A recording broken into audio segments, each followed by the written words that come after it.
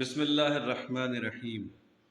ابلیس نامہ جلد 1، مؤلف دانشمند محترم محسن غفاری۔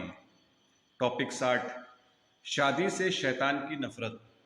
شادی میں دین کی ضمانت ہے۔ بہت سے مواقع ایسے ہیں جب شیطان آہ و فغاں کرتا ہے اور رنج و درد سے پیچ و تاب کھاتا ہے۔ ان میں سے ایک موقع اس وقت ہے جب ایک غیر شادی شدہ شخص شادی کرتا ہے۔ رسول اکرم صلی اللہ علیہ وآلہ وسلم فرماتے ہیں، جب کوئی جوان شادی کرتا ہے تو شیطان چیختا ہے اور کہتا ہے، مجھ پر لعنت ہو اور مجھ پر لعنت ہو، اس جوان نے شادی کر کے اپنا 2/3 دن میری دسترس سے بچا لیا۔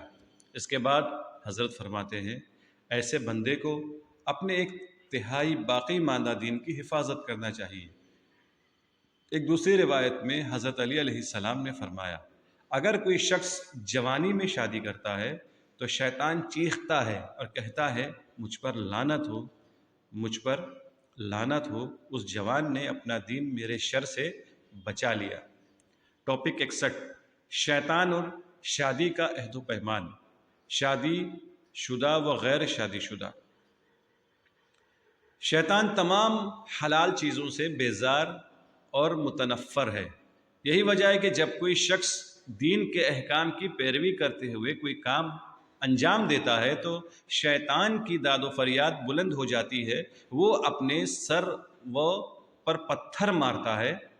ان میں سے ایک اہم حکم اور قانون اسلام میں شادی کا ہے، جس کے ذریعے مسلم معاشرہ شیطان کے شہوانی وسوسوں کے نقصان سے محفوظ ہو جاتا ہے اور خاندان کی تشکیل انسان کو فحشا اور فساد سے بچا لیتی ہے۔ امام صادق علیہ السلام فرماتے ہیں، کوئی بھی حلال یا مباح عمل خدا کے نزدیک شادی سے زیادہ پسندیدہ نہیں ہے۔ جب کوئی مومن شادی کرتا ہے اور اپنے شب و روز اپنی بیوی کے ساتھ گزارتا ہے تو شیطان ان سے دور بھاگتا اور فریاد کرتا ہے، مجھ پر لعنت ہو، اس شخص نے حلال اور مباح عمل کے ذریعے اپنے پروردگار کی اطاعت کی، جس کی وجہ سے اس کے گناہ بخشے گئے۔ دوسری طرف اگر یہ حلال کام چھوڑ دیا جائے یا ہمارے جوان اس حلال کام سے دور ہو جائیں، یا یہ کہ جوانوں کے لیے شادی کا عمل مختلف وجوہات مثلا اقتصادیات کی وجہ سے سہل و آسان نہ ہو، تو اس کے انتہائی برے نتائج ظاہر ہوں گے، جس میں سے ایک فساد و فحشا اور لاابالی حرکتیں ہیں۔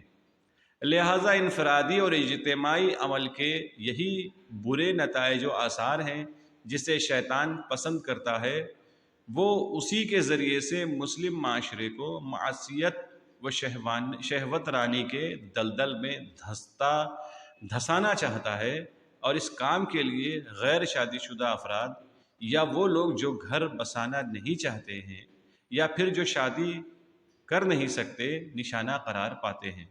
پیغمبر اسلام صلی اللہ علیہ وآلہ وسلم فرماتے ہیں، شادی کرو ورنہ شیطان کے بھائیوں میں شمار ہوگے۔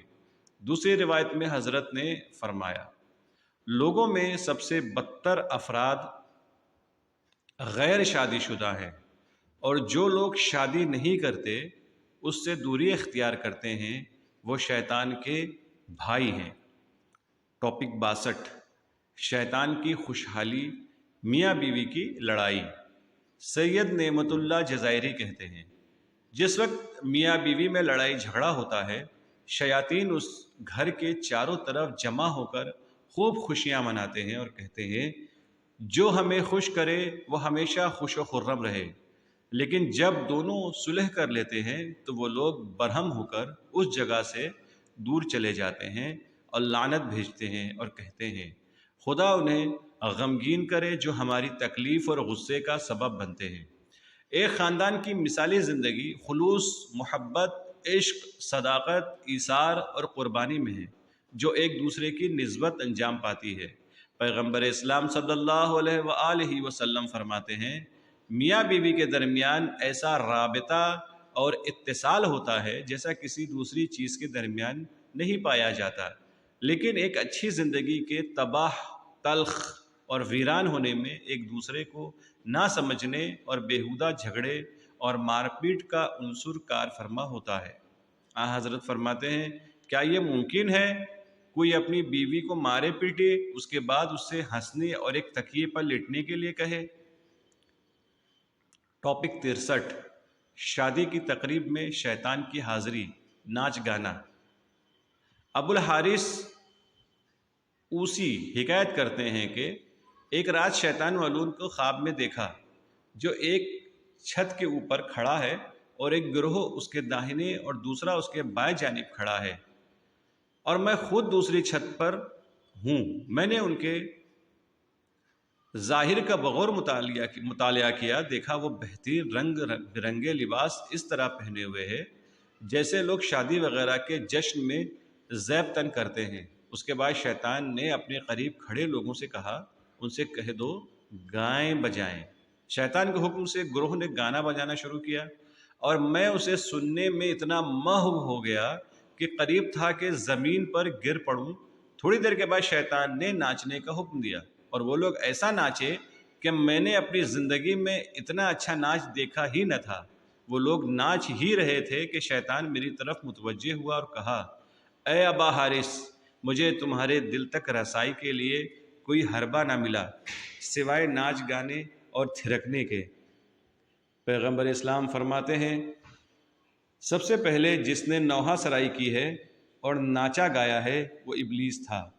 ابلیس ملعون اس وقت نوحے میں مشغول ہوا جب آدم صفی اللہ کو سجدہ نہ کرنے کے جرم میں خدا کی بارگاہ سے نکالا گیا، اور اس نے ناچ گانا اس وقت شروع کیا جب ہزاروں ہیلے بہانے اور مکر و فریب کے ذریعے آدم علیہ السلام کو گندم کھلا کر بہشت سے نکالا۔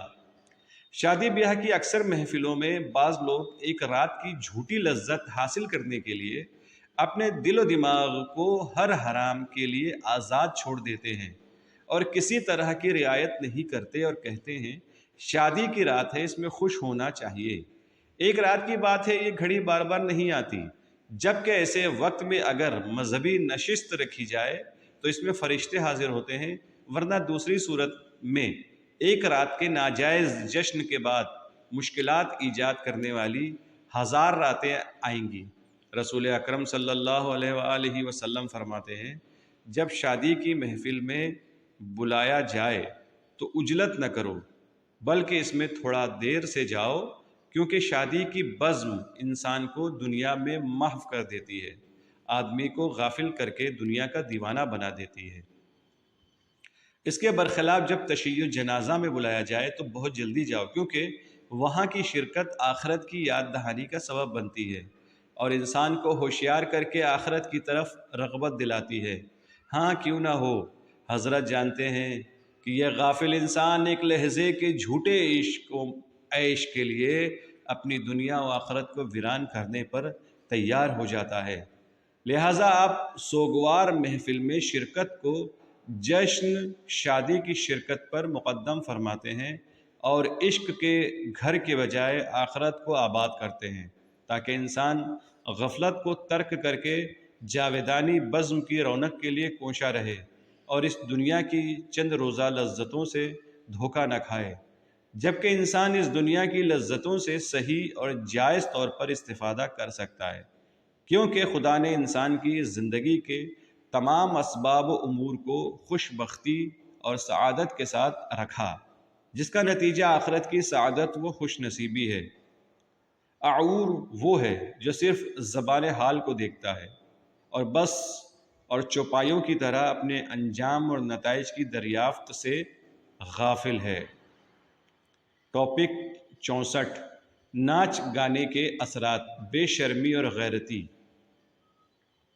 امام صادق علیہ السلام فرماتے ہیں ابلیس ملعون کے لشکر میں کفندر نام کا ایک شیطان ہے۔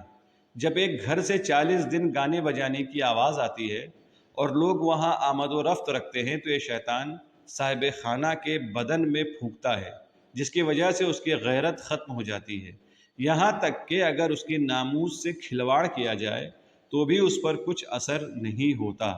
رسول خدا صلی اللہ علیہ وآلہ وسلم فرماتے ہیں جس شخص کے گھر سے 40 دن گانے بجانے کی آوازیں بلند ہوتی ہیں تو خداوند عالم اس پر ایک شیطان مسلط کرتا ہے، اور اس کے اعضاء بدن کا کوئی ایسا حصہ نہیں ہوتا جس پر شیطان نہ بیٹھتا ہو، اور جب ایسا ہوتا ہے تو اس کی شرم و حیا اس طرح رخصت ہو جاتی ہے کہ اسے اس بات کی پرواہ نہیں ہوتی کہ کوئی اس کے بارے میں کیا کہہ رہا ہے اور وہ دوسروں کے بارے میں کیا کہہ رہا ہے۔ ابن عباس فرماتے ہیں جو آواز منہ سے نکلتی ہے اس میں خدا کی خوشنودی مد نظر نہ ہو تو وہ شیطان کی آواز ہے۔ بعض لوگوں کے بقول شیطان کی آواز سے مراد غنا، مزامیر اور ملاحی ہے۔ دوسرے لفظوں میں ہر بیان و کلام یا گفتگو جو رضائے خدا کے خلاف ہو وہ بیان، کلام اور سخن شیطان کی آواز ہے۔ مثلا غیبت، جھوٹ، تہمت، فحش، ناسزا، لعنت، ملامت، چغلی، جاسوسی، عیب جوئی وغیرہ، یہ سب آفات زبان میں سے ہیں۔ حدیث معراجیہ میں پیغمبر اسلام صلی اللہ علیہ وآلہ وسلم فرماتے ہیں میں نے شب معراج اپنی امت کی کچھ عورتوں کو سخت عذاب میں مبتلا دیکھا۔ میں نے ایک عورت کو دیکھا جس کی شکل کتے جیسی تھی، آگ اس کے پیچھے سے داخل کی جاتی تھی اور منہ سے نکلتی تھی، پتہ چلا وہ عورت گانے والی تھی۔